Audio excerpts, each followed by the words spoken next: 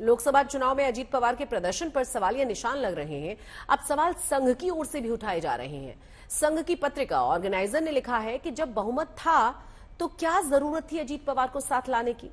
इसके बाद महाराष्ट्र की सियासत तेज हो गई है।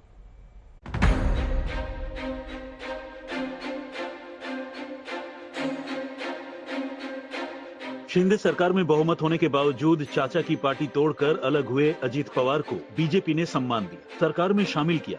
तब शायद बीजेपी को उम्मीद थी कि लोकसभा चुनाव में फायदा होगा, लेकिन ऐसा भी नहीं हुआ। अब सवाल उठना लाजमी है। संघ की पत्रिका ऑर्गेनाइजर ने लिखा, महाराष्ट्र में अजीत पवार से हाथ मिलाने और कांग्रेस नेताओं को पार्टी में लेने से बीजेपी को झटका लगा। जब बीजेपी और शिंदे शिवसेना के पास पर्याप्त बहुमत है तो अजीत पवार को साथ क्यों लिया? लोगों के भीतर कुछ चीजों के लिए गुस्सा था, वो अभी निकल गया है। तो इसकी वजह से अभी जो आगे आने वाले इलेक्शन है, कौन सा भी इलेक्शन हो, राज्यसभा का हो, विधान परिषद का हो या विधानसभा का हो, ये महायुति गठबंधन जो है वो बिल्कुल एक दूसरे को समझ के उमझ के वो सब जो है वो हम लोग कर रहे हैं। समन्वय समिति है, जो भी दिक्कतें आएंगी समन्वय समिति में उसके लिए डिस्कशन होगा, और अगर कुछ अड़चने हैं तो उसमें उसका सॉल्यूशन जरूर निकलेगा, कोई दिक्कत नहीं आएगी। अजीत पवार को लेकर ऑर्गेनाइजर ने जो कुछ लिखा उस पर शरद पवार की पार्टी चुटकी ले रही है। कह रही है कि एनडीए में उनका कोई भविष्य नहीं है।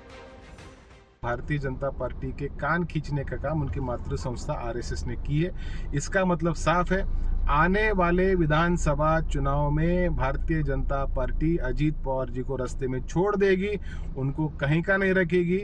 ये आरएसएस के इस मुखपत्र के बयान से अब स्पष्ट हो चुका है।